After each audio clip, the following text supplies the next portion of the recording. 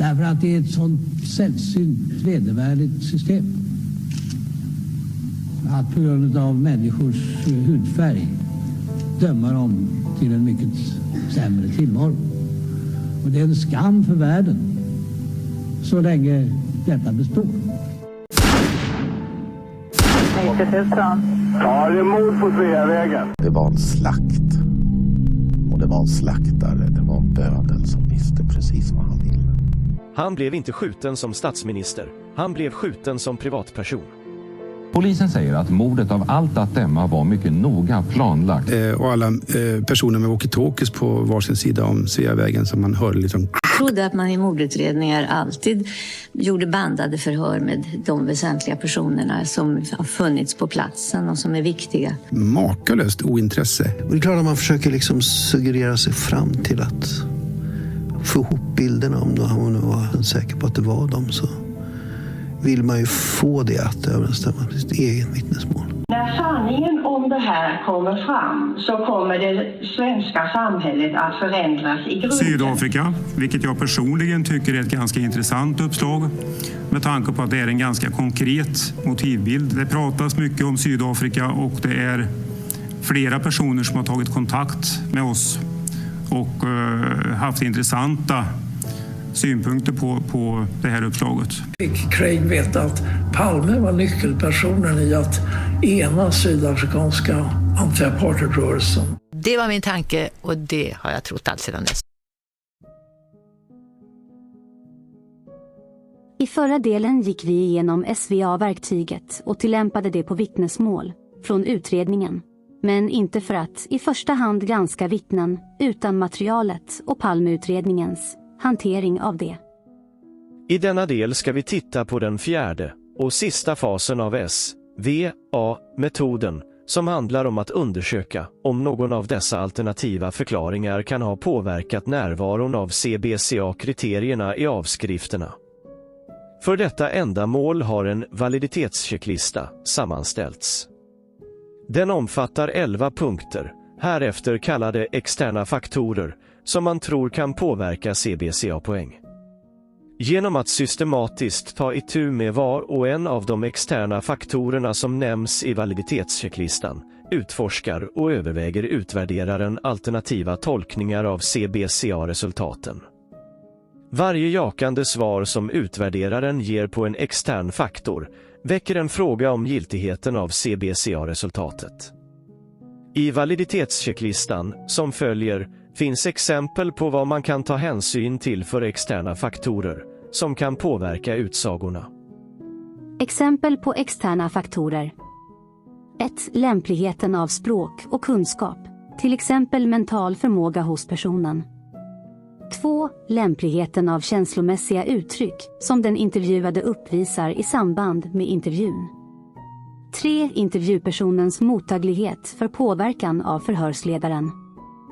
4. Belägg för suggestiva, ledande eller tvångsmässigt ifrågasättande av förhörsledaren.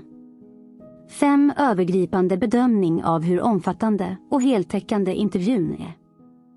6. Motiv att rapportera viss information, till exempel värdering av intervjupersonens relation till andra inblandade personer.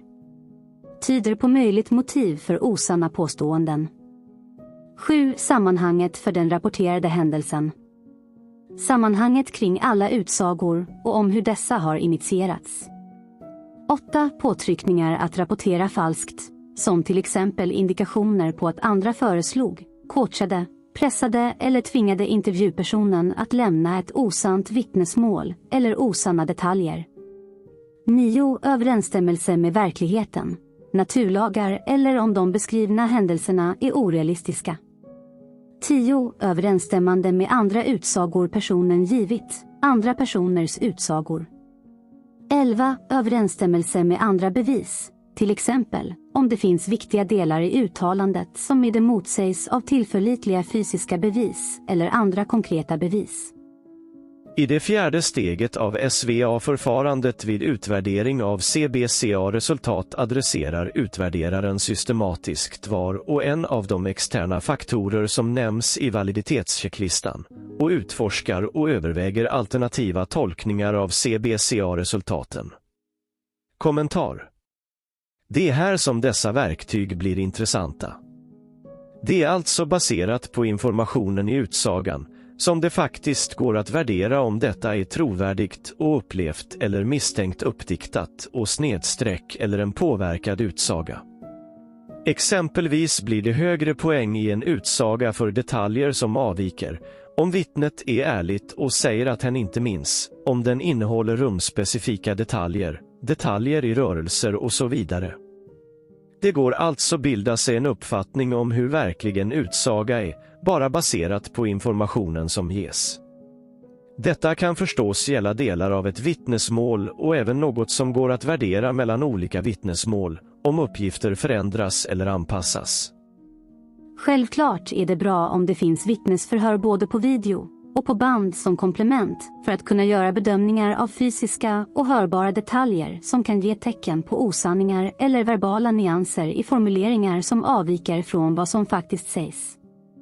Men studier har dock visat på att mycket av den allmänna uppfattningen om signaler för om en person inte talar sanning, som att personen har en flackande blick, kan vara direkt skadlig vid en bedömning. Även ärliga människor flackar med blicken när de talar sanning. Inom olika kulturer är detta ett mycket varierat kulturellt beteende, speciellt i myndighetssammanhang.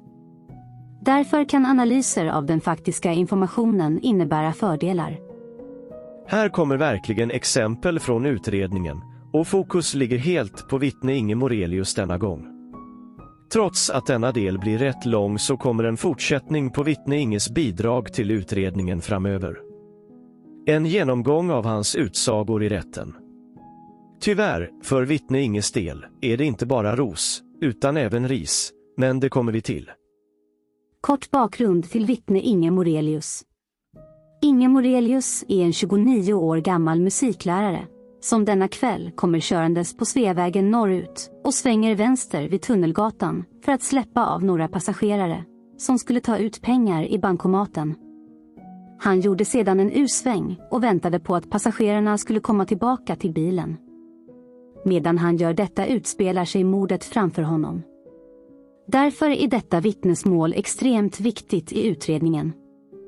Normalt sett räcker det ofta med att göra en systematisk utsagsanalys av vittnesmålen för respektive person i en utredning, för att se mönster och förstå hur informationen kan bedömas och värderas. Då kan man ofta förstå vad personen har haft sin uppmärksamhet riktad och har haft möjlighet att lagra in för information i minnet.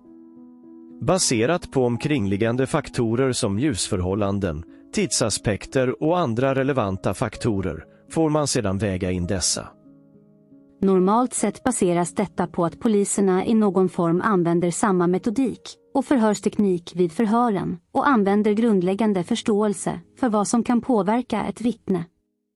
Det handlar normalt om att låta vittnet berätta med egna ord i så stor utsträckning som möjligt, att undvika ledande frågor och minimera antalet ja- och nej-frågor och dubbelfrågor med mera. Men i just denna utredning behöver man utöka denna analysförmåga till att även omfatta poliserna och Palmeutredningen.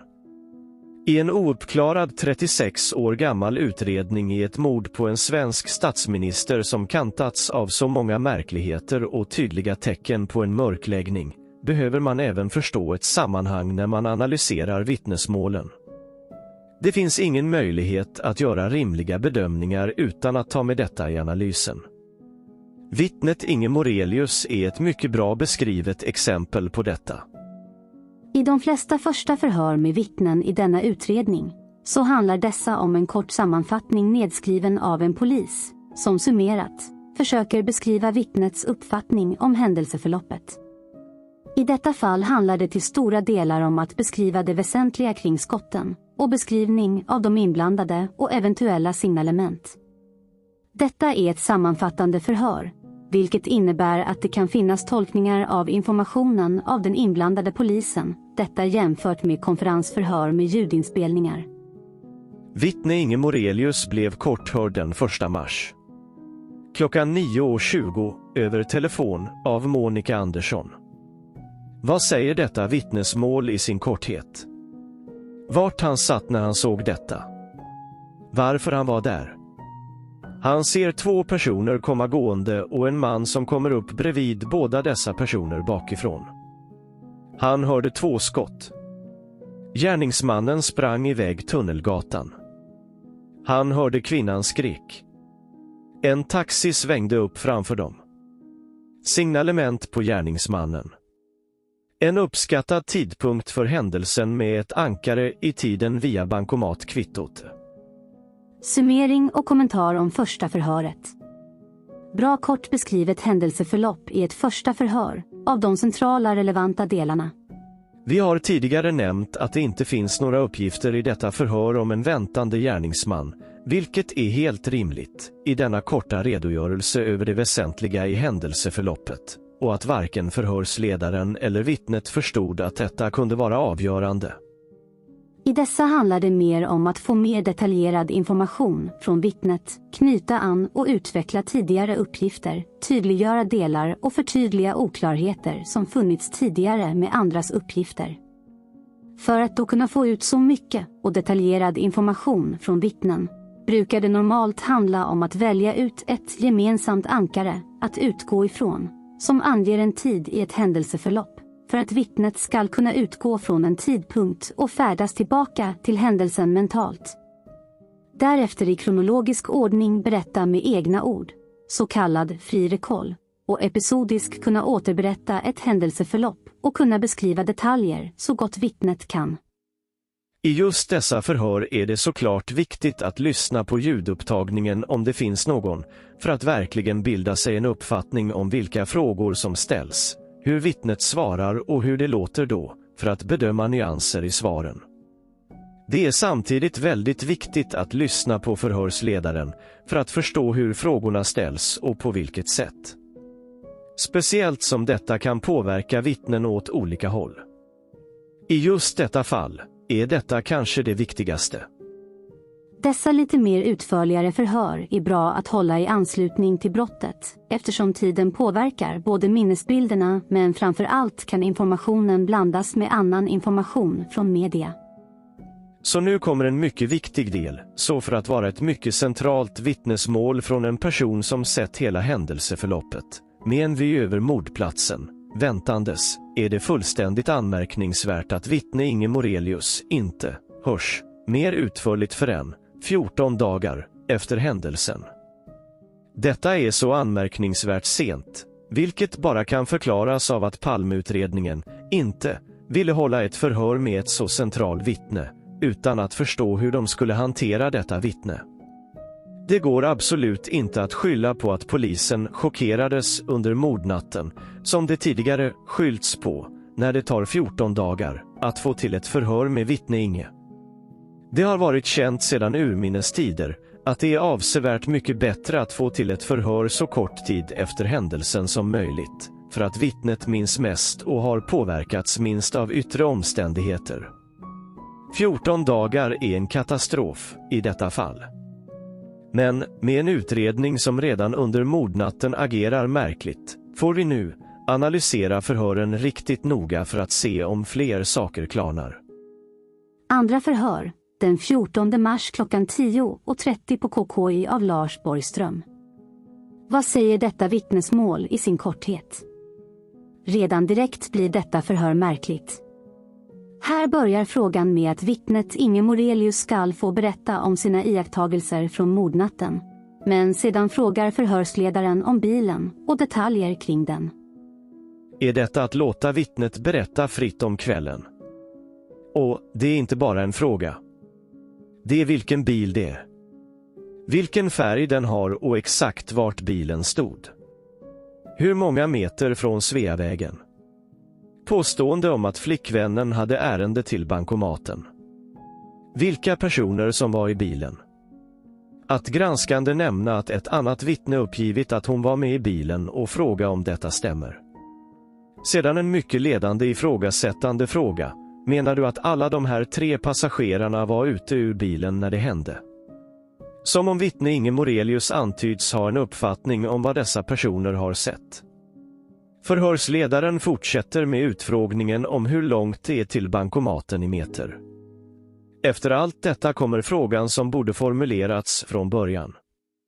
Nu skall vi höra, då, vad är det du uppfattar när, om det här själva brottet? Det första du uppfattar. Kommentar om början på förhöret. Denna introduktion innan den normala frågan kommer är mycket anmärkningsvärd. Det är bara jämföra med flera förhör i utredningen. En tydlig bedömning är att förhörsledaren går in aggressivt i förhöret. Först flera ovidkommande detaljer om bilens placering och vilka som var med i bilen, som verkligen kan redas ut senare i förhöret, som detaljer. Att använda uppgifter från andra för att markera för vittnet att förhörsledaren vet mer än vad vittnet tror. Ifrågasätta Inge Morelius om de andra personerna var i bilen när ett längre händelseförlopp utspelar sig som Inge Morelius har fullt fokus på.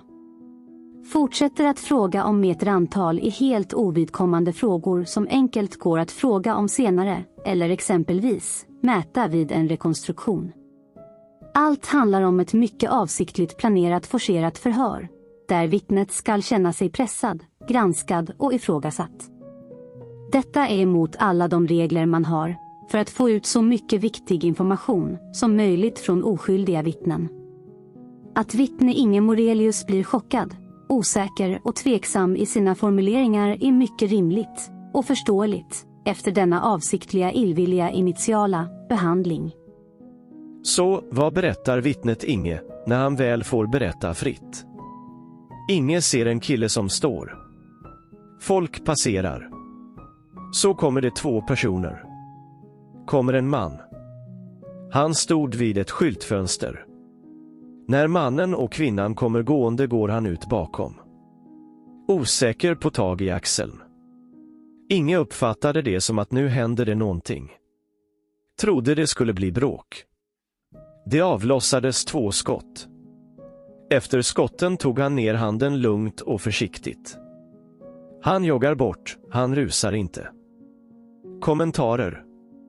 Vittnet Inge beskriver här samma sak som i sitt tidigare förhör om vad som händer vid mordplatsen. Några detaljer kommer till som är intressanta. Gärningsmannen står där redan innan gruppen går förbi, när han får beskriva händelseförloppet i en bredare tid. Inge beskriver händelsen med paret och gärningsmannen precis likadant och uppger en osäkerhet i armen från gärningsmannen. Detta styrker att vittne Inge har förmågan att bedöma och värdera vilken information som han är mer eller mindre säker på. Detta ökar normalt vittnets trovärdighet. Både i de uppgifter han markerar på detta sätt och att andra uppgifter då får en, outtalad, ökad säkerhet. Här lyfter även vittne Inge fram att han förstod att något var på gång då han uppmärksammat personen under en längre tid och att hans agerande verkade märkligt och att ett eventuellt brott var i antågande. Han beskriver även på vilket sätt gärningsmannen lugnt och försiktigt agerar i stunden och förtydligar detta med att han joggar, inte springer. En kort kommentar till uppgiften om att vittnet Inge såg gruppen passera den väntande mannen. Här finns det i olika forum märkliga argument mot vittne Inge. Varför har inte gruppen berättat i sina förhör om en väntande gärningsman som de passerade? Detta är provocerande och illvilligt mot Inge Morelius vittnesmål. Detta argument bygger på en icke-uppgift. Varför inte gruppen uppger att gärningsmannen stod där kan ha många olika enkla förklaringar. Vid tillfället avvek inte gärningsmannen från omgivningen i deras ögon. De kan ha varit upptagna i ett samtal. Riktad uppmärksamhet mot att berätta eller lyssna eller annat. Letat bankomatkort i plånbok. Gruppen var även onyktra, om man läser deras egna förhör. Det kan finnas många andra skäl, som att inte berätta om mannen av rädsla, som andra vittnen. Det skulle självklart vara en detalj att utreda vidare, genom att höra dessa personer närmare. Men det går inte att förkasta en uppgift baserat på att andra vittnen inte uppgett en uppgift. Det kan finnas en mycket rimligare förklaring, och jag kommer till den senare. Men om vi fortsätter förhöret för att höra vad förhörsledaren ställer för utvecklande och förtydligande frågor på det vittnet Inge precis berättat, som gör att vittnet får redovisa viktiga detaljer. Då säger förhörsledaren, det står i ditt första förhör om eldsflamma. Hur långa var själva eldsflammorna? Vad är det som händer? Inge har precis berättat med egna ord om händelseförloppet och förhörsledaren frågar om en uppgift från första förhöret och helt ovidkommande detaljer om hur långa eldsflammorna var. Det här går emot alla regler för vittnesförhör. Där det gäller att försöka hålla kvar vittnet i den stämning och den visuella miljön där han bör vara kvar för att kunna få fram så mycket detaljer som möjligt. Det tyder på att förhörsledaren har förberett med ovidkommande frågor som ska störa och förminska vittnets utsagor. Det är ett mycket anmärkningsvärt agerande. Förhörsledaren går sedan tillbaka till Inges utsaga och nu skall väl i alla fall något ur den detalj utvecklas. Då frågar förhörsledaren den extremt ledande märkliga frågan som inte har något med Inges uppgifter att göra hittills. Den här mannen som skulle vara gärningsman. Vad har du för uppfattning om från vilket håll? Var kom han ifrån? Vad är detta för fråga? En normal fråga hade varit: har du någon uppfattning om hur länge gärningsmannen kan ha stått där och väntat? Och efter det, en fråga om: såg du även när han kom dit? Och i så fall, såg du var han kom ifrån? Detta säger mycket om förhörsledaren. Han har redan en uppfattning om vad Inge kan ha sett och inte sett. Han har redan planerat att försöka få ut mer information från Inge än vad som har med händelseförloppet i nuläget att göra. Här svarar till och med Inge tydligt. Han stod på Sveavägen. Sedan fortsätter förhörsledaren med att fråga om gruppen som passerade, vart de tog vägen, och sedan den märkliga frågan om vad de gjorde efter skotten. Inge svarar lugnt att han hade fokus på gärningsmannen, hur han rörde sig och att han förstod att detta var viktigt. Sedan kommer en annan intressant fråga från förhörsledaren. Är det någon person här i det här ögonblicket, när det händer, som lämnar platsen, som du ser lämnar platsen åt något håll? Inge förklarar att killen som sköt försvann. Ingen annan. Inge förklarar igen att han försökte ha fokus på gärningsmannen. Förhörsledaren avbryter och går tillbaka till skottögonblicket. Vad är det som händer här? För mig är det tydligt att förhörsledaren fiskar om vittnet Inge har sett någon annan lämna platsen. Med tanke på vad vi vet idag om män med walkie-talkie runt mordplatsen är det rimligt att det kan vara det som förhörsledaren undersöker. Sedan ger vittnet Inge signalement och detaljer om skottögonblicket. Här är viktiga omständigheter, att han sitter på avstånd och att det är motljus för Inge och svårt att urskilja saker i silhuetter.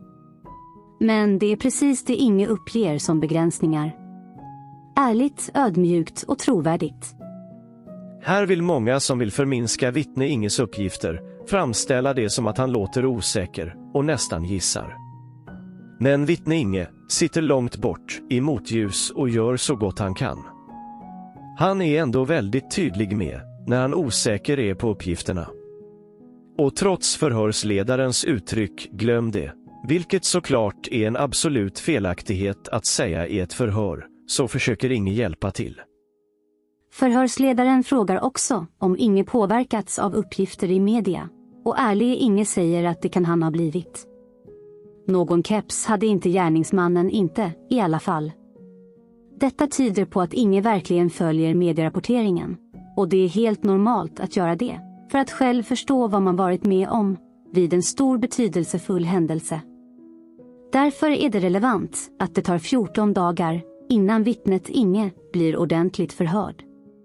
Och det är viktigt att ha detta i beaktande, när det under dessa 14 dagar har spridits väldigt mycket motsägelsefull information via media. Fantombilder.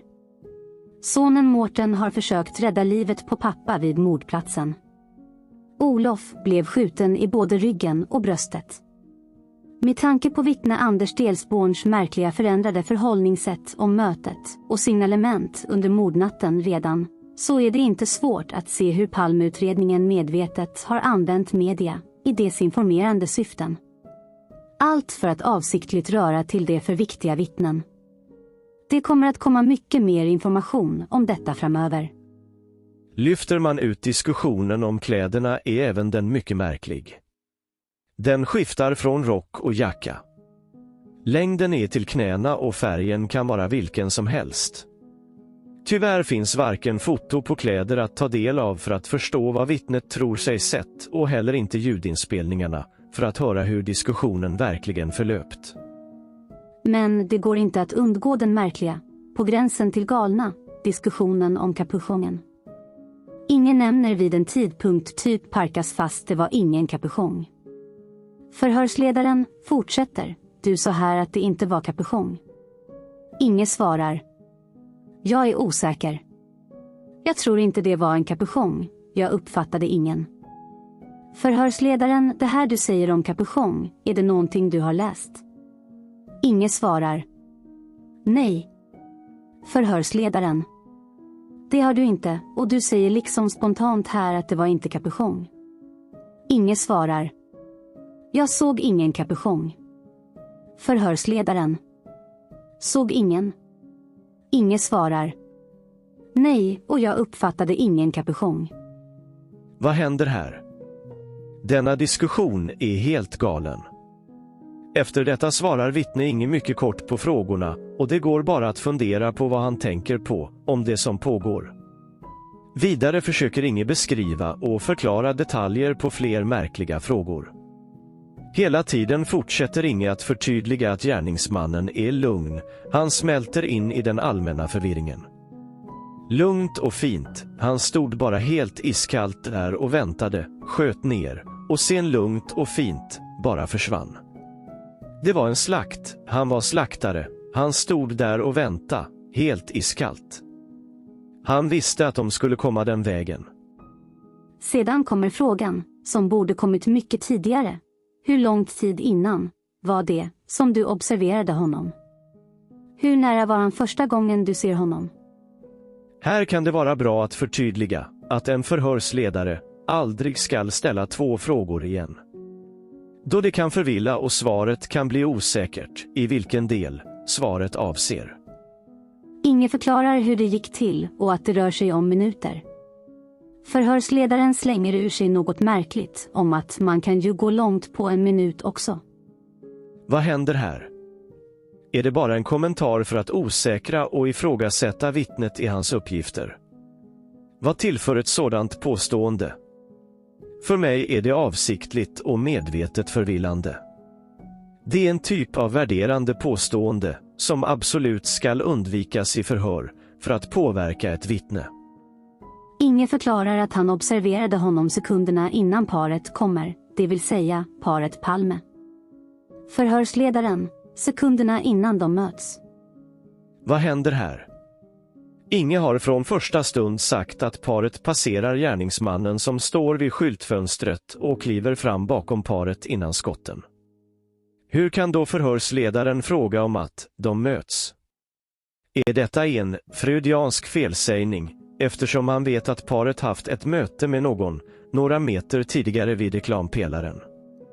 Är det för att påverka vittnet Inge att han skall försäga sig och bekräfta ett möte? Mycket märkligt agerande av förhörsledaren. Summering och kommentarer till förhör. Det här är ett mycket märkligt andra förhör. Här vill jag tydliggöra något. Trots denna märkliga förhörsledare och hans uppenbara agenda så lyckas vittnet Inge behålla lugnet och svara på märkliga frågor samtidigt som han redogör för gärningsmannen, händelseförloppet i samband med skotten, gärningsmannens agerande och hur Inge både innan förstod att något skulle hända och sedan förstod hur viktigt det var att fortsätta följa mannen. Denna del av händelseförloppet har Inge inte ändrat på alla de år som varit. Hans centrala iakttagelser i händelseförloppet är således mycket tillförlitliga. Något annat vittne hade troligen vikt ner sig eller brutit ihop efter denna behandling av förhörsledaren, vilket rimligen var avsikten. Eftersom Inge själv berättat i efterhand att han följde mycket i media under första året så visste säkert Inge om att hans vittnesmål skulle kunna avgöra den medialt intressanta frågan om hur en gärningsman kunde veta att paret skulle kunna gå denna väg. Detta har rimligen påverkat Inge att vara vaksam för denna typen av frågeställningar. att förhörsledaren vet att Inge varit på platsen länge, redan sett gruppen som passerar och pressar honom om dessa detaljer är uppenbart. Det blir tydligt att förhörsledaren haft en agenda, handlat forcerat, ifrågasättande och fiskande. Förhörsledaren vet hur länge vittnet varit på platsen och haft möjlig uppsikt över både mötet vid reklampelaren, gärningsmannen svarande på platsen och eventuellt andra personer som rört sig omkring och försvunnit från mordplatsen. Eftersom en kartläggning av de som utfört förhören genomförts och denna förhörsledare inte varit delaktig i fler centrala viktiga förhör, så är det inte svårt att anta att han inte fick förnyat förtroende efter denna märkliga insats. Detta andra förhör hade kunnat räckt för att tydliggöra hur viktigt det är att i just denna utredning även analysera förhörsledarens agerande under förhöret. Hoppas att alla får en ökad förståelse för hur frågande, tveksam, osäker ett vittne kan låta när de behandlas så här. Men det går inte stoppa här för denna gång. Det är nämligen nästa förhör som blir julafton för en person med vittnespsykologiskt intresse. Så vi tar även det tredje förhöret med vittne Inge Morelius, den 8 april klockan 11:50 i KK1, med förhörsledare Lars Hamrén. Detta förhör börjar precis som det ska, med att förhörsledaren frågar, den öppna frågan, om vad som hände på kvällen. Inge berättar nu om tiden före, att de varit i Gamla stan, och varför de åkte till bankomaten. Vägen dit. Förhörsledaren frågar om han lägger märke till något. Om folk är i rörelse. Är det mycket folk? Ser inga folk som står och hänger någonstans som du tänker på då? Vad händer här? Visst är det intressant om det är mycket folk ute på stan, men det verkar som även denna förhörsledare fiskar efter saker. Gäller det också olika personer som vi nu långt senare vet varit i området med walkie-talkie eller pistol? Vidare undrar förhörsledaren om Inge står på sensorn för ljussignalerna. Vittnet Inge erkänner för förhörsledaren att det inte var så bra. Han förklarar det med att det skulle gå så fort och att det inte var någon trafik på gatan eller på Sveavägen. Helt rimligt samtal med en polis. Sedan blir det en diskussion om gärningsmannen och när vittnet Inge observerade honom, vart han stod och hur länge. Här finns det anledning att misstänka att vittnet Inge blivit påverkad av det tidigare förhöret med de märkliga frågorna om hur gärningsmannen kom till platsen och att det kan ha påverkat Inge att inte säga för mycket om tiden före skotten. När det gäller placeringen av gärningsmannen nämner inte Inge någonting om avfasning, vilket skulle kunna innebära att han ser avfasningen som ett Dekorima-skyltfönster, därifrån han sitter. Det som nämndes i en tidigare del. Inge beskriver gruppen som passerar och sedan den centrala händelsen. Inge får sin känsla och berättar för de andra i bilen om att nu händer det något. Förhörsledaren frågar om han har blicken riktad framåt eller om han tittar på kamraterna som sätter sig i bilen. Inge svarar att jag har väl kollat att de kommit in ordentligt. Förhörsledaren fortsätter att fråga om Inge har tittat på dem. Inge svarar att jo, men jag hade ändå blicken framåt. Sedan förklarar Inge att han inte vet exakt i vilken stund saker händer. Vad händer här? Ännu en förhörsledare som försöker misstänkliggöra Inges uppmärksamhet på gärningsmannen genom att med ledande frågor försöka hitta en lucka i uppmärksamheten och anspela på att Inge som chaufför har ansvar för sina passagerare. Som tur är förstår Inge detta och tydliggör att han ändå har blicken framåt och att han vet vad som hänt när gärningsmannen lämnade skyltfönstret och gick upp bakom de här människorna och att han var ute efter något. Nu skulle förhörsledaren kunnat be Inge utveckla något av detta men säger bara millimeter och börjar prata om gruppen igen. Förhörsledarens försök att påverka vittnet att insinuera en uppmärksamhetslucka lyckades alltså inte. Sedan blir det en märklig diskussion om tid kring gruppen som passerar, där förhörsledaren lägger in sina värderingar redan i frågorna och misstänkliggör vittnet Inges uppgifter och ifrågasätter det han säger. Förhörsledaren frågar ledande om hur lång tid. Ett par minuter. Inge tycker det är för lång tid. Förhörsledaren värderar 10 till 15 sekunder, det är ju väldigt kort tid. Inge menar att man kan komma långt på det, vilket märkligt nog knyter han till det den andra förhörsledaren i förra förhöret var inne på. Vad händer här? Allt detta säger att Inge försöker försvara sina uppgifter samtidigt som förhörsledaren vet mer än han vill ge sken av. Förhörsledaren pressar vittnet Inge som om han vet att tiderna inte går ihop med gruppen och försöker påverka vittnet att inse det. Därför försöker Inge undvika dessa diskussioner genom att repetera sina uppgifter och den centrala händelsen. Baserat på förhörsledarens fortsatta frågande om gruppen och Inges korta repeterande svar blir tolkningen att vittnet Inge redan tröttnat på förhörsledarens antydande. Vidare beskriver Inge händelseförloppet med paret och gärningsmannen ännu en gång, och denna gång förtydligar han att han fortfarande tittar på vad som händer, med ett repeterande förtydligande att han inte missat något i sin uppmärksamhet när det gäller gärningsmannen. Sedan beskriver Inge förloppet, likadant som han gjort hela tiden.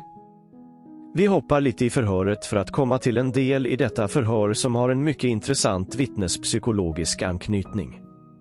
Det är för det första när förhörsledaren fortsätter att fråga om tiden för gänget och när paret Palme går förbi gärningsmannen. Förhörsledaren fortsätter att påverka, är du säker på det?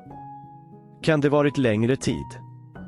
För mig säger detta fortfarande att förhörsledaren vet att det inte stämmer. Varför fortsätta tjata om detta och ifrågasätta uppgifterna utan att förklara varför? Det är nu det blir intressant, för det är när Inge börjar utmana sina minnesbilder, så kommer det här med reklampelaren fram. Inom vittnespsykologi pratar man om verbala ledtrådar. Att ge en ledtråd gör att vittnen kan lyfta fram detaljer som varit perifera tidigare. Speciellt om uppmärksamheten och fokus varit riktad någon annanstans, som mot gärningsmannen i vittnet Inges fall. Inge inser att gruppen som passerat eventuellt mött paret vid reklampelaren. Inge är fortfarande medveten om att det kan vara en efterkonstruktion från hans sida. Ur ett utredningsmässigt perspektiv skulle detta kunna vara ett genombrott och något att försöka utreda vidare och ställa fler frågor kring. Men denna förhörsledaren inser att han gjort ett stort misstag med att hjälpa vittnet att förstå att reklampelaren är relevant och försöker förringa det med och du får ihop det här direkt ur det här nu. Själv är vittnet Inge nu nyfiken på om dessa minnesbilder kan ha med det hela att göra, vilket borde vara en förhörsledares fokus, att låta vittnet utveckla. Men efter en tidsmässigt passande kassettvändning så blir det tydligt i förhörsledarens nästa fråga att han vill förringa vad som hänt, vilket absolut inte är hans jobb. Han formulerar det vidare som att de eventuellt är lite osäker på om det eventuellt kan varit senare du har sett att paret Palme har mött det här gänget, kan komma till klarhet i det där. Då blir Inge såklart osäker i uppgiften om hur viktigt det är. Vilket är ett generalfel i ett vittnesförhör. Ett vittne ska inte värdera eller bedöma informationen, och en förhörsledare ska inte påverka eller uppmuntra ett vittne att göra detta. En förhörsledare ska absolut inte formulera sig som att Inge hänger upp sig på reklampelaren, säger du spontant här, med antydan att Inge fastnat i något oviktigt och att denna uppgift är påkommen i efterhand. Som vittnet Inge formulerar sig sökande i minnesbilder om vad han såg makarna Palme första gången, är absolut relevant att fortsätta fråga om och utreda i en mordutredning på en statsminister med ett så centralt placerat vittne. Vad gör då förhörsledaren? Han lämnar helt diskussionen före skjutningen och konstaterar att när Palme blivit skjuten då hade i alla fall det här gänget försvunnit ur ditt synfält och fortsätter att fråga om hur lång tid det handlar om. Vittnet Inge upprepar samma information.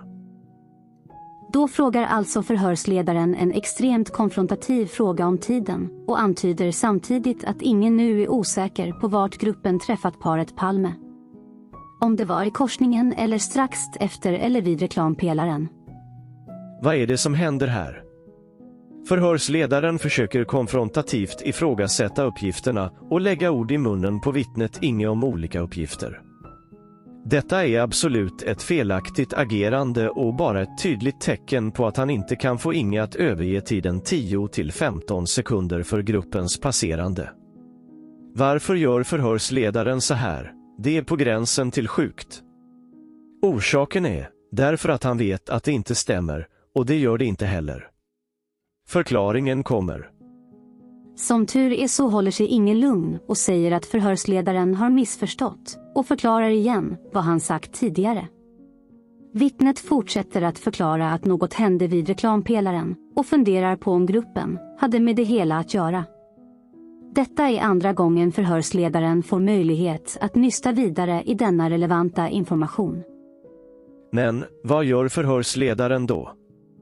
Då frågar förhörsledaren om vittnet Inge uppfattar paret som Olof Palme då. Finns det en rimlig gräns för en idiotisk fråga från en förhörsledare? Skulle vittnet Inge, 40 meter bort, med Dekorimas starka motljus, personer beskrivna som silhuetter, kunna urskilja att paret var just paret Palme, av alla par som finns?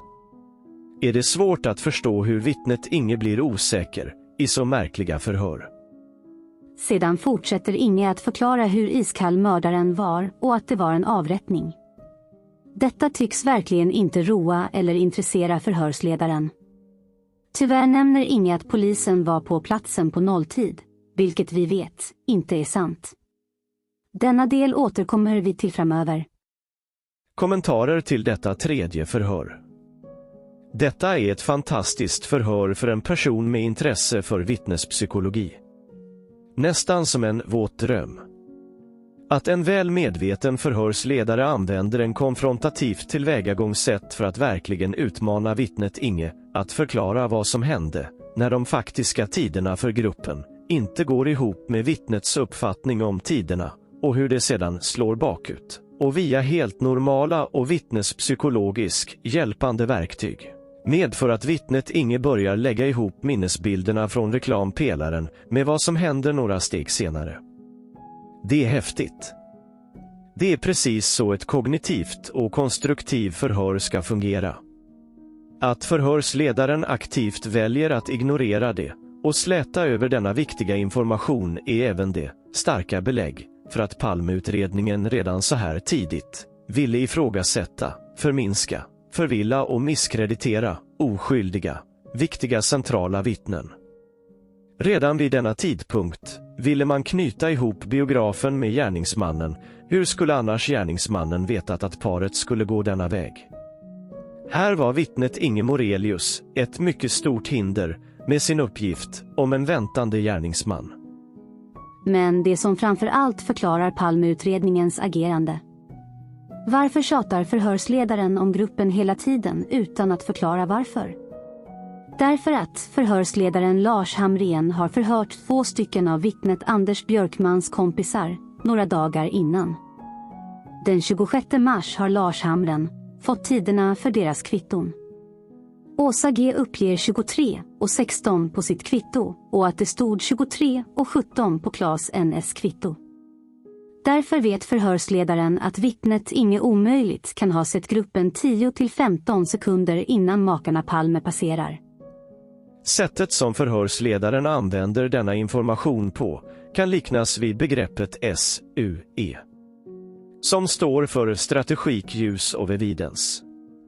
Vanligt förekommande metod i Sverige i förhör med misstänkta personer om det finns bevisning som talar emot den misstänktes uppgifter. Men i just detta fall handlar det om ett oskyldigt vittne som försöker lämna uppgifter, och att då inte påpeka detta för vittnet för att denna skall få en möjlighet att utmana sina minnesbilder är ett exempel på avsiktligt konfronterande agerande som bara belägger hur förhörsledaren och utredningen avsiktligt inte vill utreda omständigheterna kring mordet utan bara konfrontera och misstänkliggöra vittnets information för att ta reda på vad han egentligen skulle ha kunnat sett. Att använda denna information utan att informera ett oskyldigt vittne om det är provocerande. Det är såklart därför förhörsledaren verkligen pressar Inge om vad han mer sett vid mordplatsen, eftersom tiden för när gruppen passerat måste ligga en stund före 23:16. Alltså har Inge varit på platsen i flera minuter, precis som han säger. Vad förhörsledaren alltså borde gjort är att informera vittnet Inge om dessa uppgifter och försökt få en förklaring till att det inte kan stämma med Inges uppgifter. Då hade Inge varit tvungen att utmana minnesbilderna och fundera på om det var något annat som hände 10-15 sekunder innan, som han envist uppger. Det handlar med stor sannolikhet om minnesammanblandning, så kallad memoribländning, för vittnet Inge. Gruppen passerar mycket tidigare förbi mordplatsen och eftersom de försvinner bakom reklampelaren märker inte Inge att de försvinner ur vyn. Vittnet Inge M har även fokus på gärningsmannen och då kan saker ske i periferin som är svåra att uppfatta och lagras i minnet som tydliga bilder. Vi återkommer till detaljen om 10-15 sekunder senare. Hoppas inte dessa 4 delar om vittnespsykologi har avskräckt er. Det är dock viktigt att ni förstår på vilka grunder analyser och bedömningar har gjorts i omnämnd utredning. Det kommer att öka förståelsen för allt annat i utredningen som kommer framöver och tydliggöra mycket av vad som lyfts fram. Det är alltså allt annat än godtyckliga gissningar av Palmeutredningsmaterialet som olika personer i forum försöker ge sken av. Skulle det vara svårt att hänga med är det bara se om dessa delar igen eller be om förtydligande i något forum. Vi kan eventuellt återkomma till mer förklaringar om metoderna i kommande klipp, men det räcker nog för denna gång. För många fler detaljer och referenser till materialet hänvisas det till bilaga i omnämnd utredning. Hoppas även andra kan uppskatta det intressanta i denna kunskap.